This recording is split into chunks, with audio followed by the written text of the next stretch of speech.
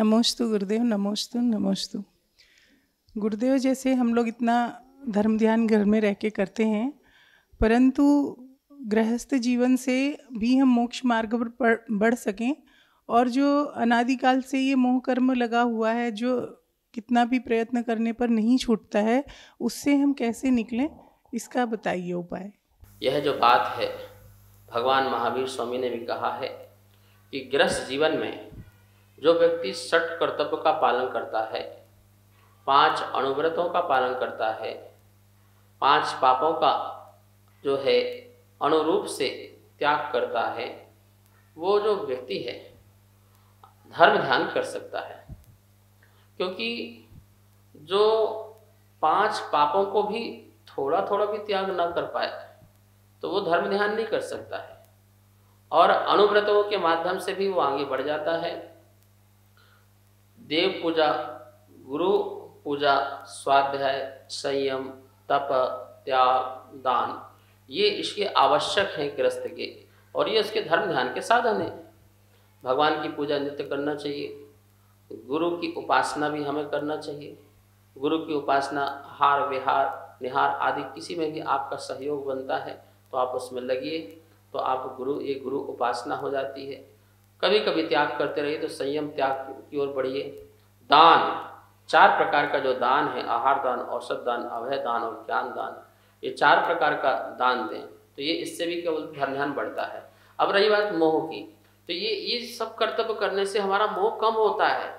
जितना समय हम मंदिर में देंगे, गुरु को देंगे, त्याग तपस्या में देंगे गृहस्थ जीवन में, उतना मोह हमारा परिवार से, पैसे से, पद से, प्रशंसा से, प्रसिद्धि से हटता है, घटता है, और वो हमारा धर्म ध्यान बढ़ता बढ़ते बढ़ते कभी ऐसा भाव आता है, प्रतिमा लेते हैं परिलक छुलक मुनि महाराज माता जी बन करके पूरा मोह को त्याग करके मुक्ति को भी प्राप्त हो जाते हैं, मोक्ष को भी प्राप्त हो जाते हैं। तो इसलिए अनादिकाल से जो मोह चल रहा है, उस मोह का विसर्जन धर्म ध्यान से हो सकता है। लेकिन जो सोचे कि ना मैं मंदिर जाऊं, ना जाप करूं, ना पूजा पाठ करूं, ना गुरु उपासना करूं, ना संयम करूं, ना त्याग करूं, ना दान दूं, और फिर मेरा मोह कम हो जाए, तो इम्पॉसिबल, हो ही नहीं सकता। क्यों नहीं हो सकता है? क्योंकि फिर आपका मोह तो घर में लगेगा, परिवार में लगेगा, पैसे में लगेगा, धन दौलत में लगेगा, संपत्ति में लगेगा। तो इसलिए जो है आपको जो 6 आवश्यक कर्तव्य बताए हैं, आप उसमें बिजी हो जाइए। जब आप उसमें लग जाएंगे तो निश्चित ही उतना समय, जितना समय आपका धर्म 6 कर्तव्य में लगेगा, उतना समय आपका जो है मोह का कम भाव बनेगा और आप जो है मोक्ष मार्ग की ओर बढ़ते जाएंगे। महाराज श्री नमोस्तु नमोस्तु नमोस्तु। महाराज श्री, अभी मेरे मन में एक बहुत दिनों से शंका है कि ये महाराज श्री जो है ना, कमंडल अपना भवन के अंदर ले जाते हैं, हमने कभी देखा नहीं है अंदर ले जाते हुए, तो ये उचित है या अनुचित है?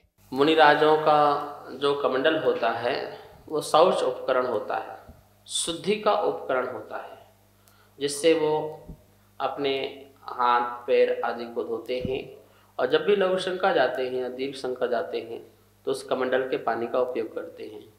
अजैनों में ऐसी प्रभावना है कि मुनिराज जो जैन मुनि होते हैं, उनके कमंडल जो होते हैं वो पानी पीने को रखते होंगे।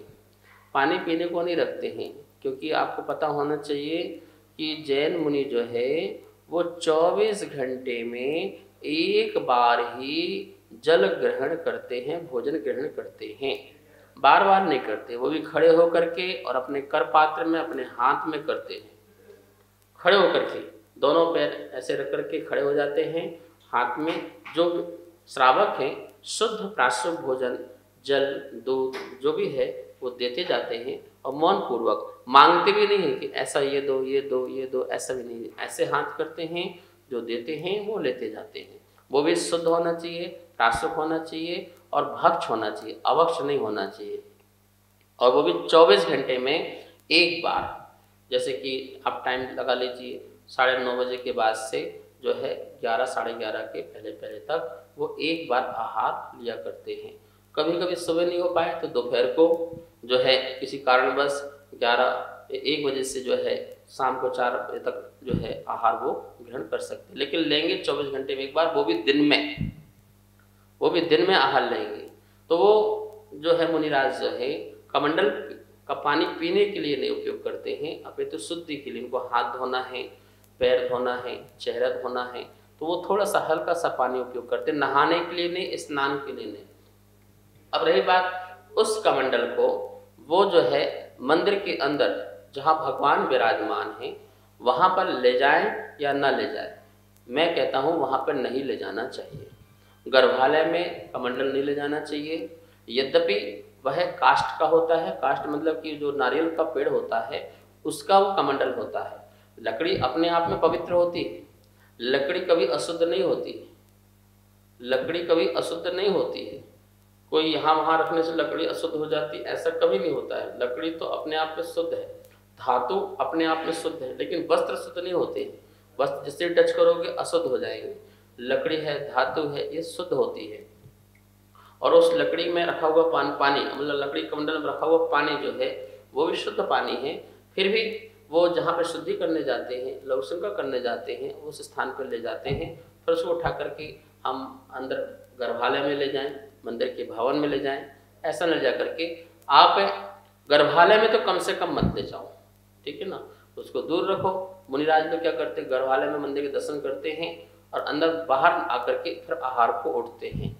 तो वहाँ तक ले जाना चाहिए। कभी भी भगवान के पास निकट संग मत ले जाइए।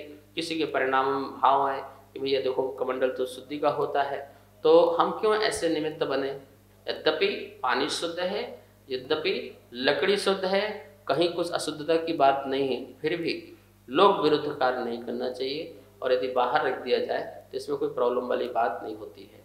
यदि बहुत सारी जब बातों में हम जाएंगे तो फिर बहुत सारी चीज़ें हो जाएंगी। जैसे ये पिच्छी है, ये पिच्छी है, ये भी तो क्या बोलते कि पंख हैं, मोर के पंख हैं।